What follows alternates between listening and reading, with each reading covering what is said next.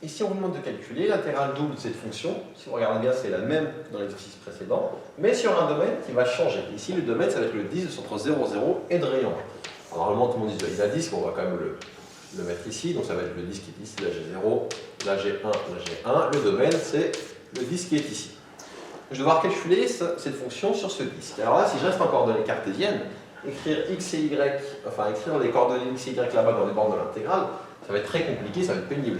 Ce disque en coordonnées cartésiennes, il est très chiant à paramétrer. Et du coup, l'idée ici, ça va être de passer en coordonnées polaires. Donc on va passer aux coordonnées polaires. Je vous rappelle les formules. Le principe des coordonnées polaires, c'est qu'on va poser x égale r cos θ. Enfin d'abord, je l'écris et je vous explique le principe. Et r égale sin θ. Enfin en vrai, c'est pas qu'on pose ça, c'est que quand on a un point ici, quand j'ai un point ici sur mon disque, que j'ai des coordonnées ici x et là y, ou bien je peux aussi dire que je considère ici la distance r de l'origine à mon point et ici l'angle θ. Et donc les r θ que j'obtiens, quand je fais les formules de trigonométrie basiques, j'obtiens x égale r cos θ, y égale r sin θ. Quand on fait un changement de variable intégrale multiple, il y a une chose supplémentaire à connaître que je vous demande si tu connais par cœur, c'est que dx dy ça vaut r dr dθ. Une fois qu'on a ça en tête, vous allez voir, ça va être très simple. Là, je veux le disque entre 0 et de rayon 1. Du coup, quand j'ai le disque entre 0 et de rayon 1, mon R il varie, au plus bas il vaut 0, si je suis ici au centre, et au maximum il vaut 1. Du coup, pour avoir le disque entre 0 et de rayon 1, j'ai R qui va de 0 à 1. Le θ, au θ, le plus bas, si je suis sur cet axe-là, et du coup j'ai un θ qui vaut 0. Et θ, je peux faire tout le tour, et revenir ici, et avoir θ égale 2π. Je vais avoir θ qui varie de 0 à 2.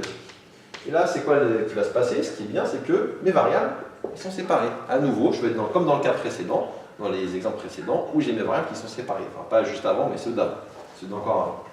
Et par contre, je pense à quelque chose, c'est remplacer x et y par la nouvelle coordonnée. X, ça vaut quoi? X, ça vaut r cos θ, le tout au carré, plus y, ça vaut r sin θ, le tout au carré. Et dx dy, ça vaut r dr dθ. Calculons ça et regardons ce qu'on fait. Déjà, on va simplifier au maximum. On peut simplifier en observant que r cos θ au carré, ça fait r carré cosinus carré θ. Plus là, je vais avoir r carré sinus carré θ. Qu'est-ce que j'observe? Si je factorise par r carré, ça me donne r carré facteur de cos carré θ plus sin carré θ. Et là, j'espère que vous avez tous le réflexe. Cos carré θ plus sin carré θ, ça fait combien? Ça fait 1. Du coup, j'obtiens intégrale r allant de 0 à 1, θ allant de 0 à 2π, de r carré fois 1, ça fait 1, et r carré fois r, ça fait r au cube, dr dθ. Et là, je suis dans le cas le plus simple à calculer, c'est que j'ai à la fois les bornes dans mon intégrale qui sont séparées, mais aussi les variables. Là, je peux dire que c'est le produit des intégrales, c'est-à-dire ça va être intégrale, je n'ai pas besoin de mettre ici les r, ça va être évident.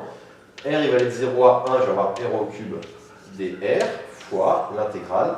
Θ va aller de 0 à 2π, et je vais avoir 1 fois dθ, c'est-à-dire juste dθ.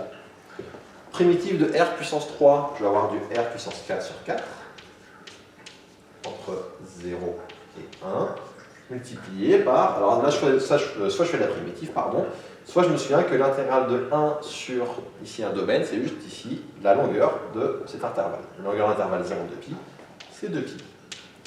Je trouve donc ici, quand je remplace par 1, je vais avoir du 1 quart, moins quand je remplace par 0, 0, et donc 1 quart fois 2π. Donc ici, cette intégrale, elle vaut π sur 2. Et voilà qui termine ce calcul, où l'astuce était bien de penser à passer en coordonnées polaires. Pourquoi cela d'ailleurs? Parce que quand on a un cercle, ou un disque plutôt, un disque à paramétrer, ou un bout de disque, quelque chose qui a un lien avec un disque, c'est très facile à paramétrer en coordonnées polaires. Et du coup, quand on va avoir un domaine d'intégration qui va être un disque ou un bout de disque ou quelque chose en lien avec un disque, on va passer en coordonnées polaires parce que ça va être le plus simple pour le faire ici. Autre chose d'ailleurs très importante, je vais vous l'écrire dès maintenant. Qu'est-ce qu'on a trouvé ici? Que quand on passe en coordonnées polaires, x carré plus y carré, ça vaut quoi? Ça vaut r carré. Cette formule, il faut bien la connaître.